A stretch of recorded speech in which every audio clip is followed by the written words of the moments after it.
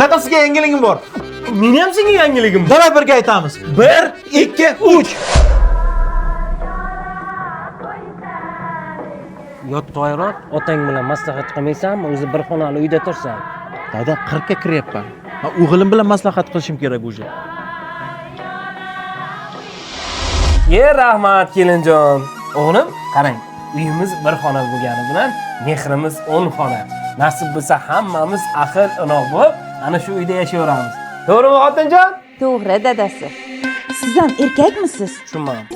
Samniyana qilyapsan? Ko'rsatdingmi? Ko'rsating. Ko'raylik. Qanday dadam uxlayapti-ku. Qachon dadanggiz bilan birga yashaymiz? Ha, Toycha, futbol o'ynagingiz kelyaptimi? Stadion band. Ha, bo'lmasa uxlaylik.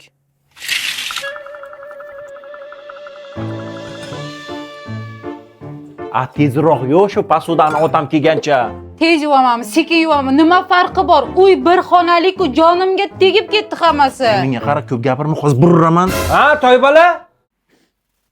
Men sizga shu uchun teguvdim. Kuchingiz ayollarga teggan bo'ldimi?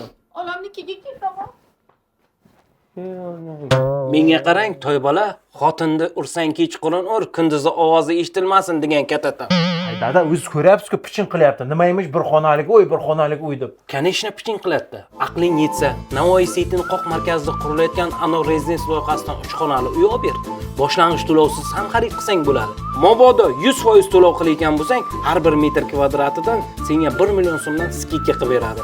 Shu yilning oxirigacha pat kulich senga xonadonlarni topshiradi. Aqling yetsa ol bor. Zo'r-ku dada, bo'lmasa borib olaylik, yashaylik.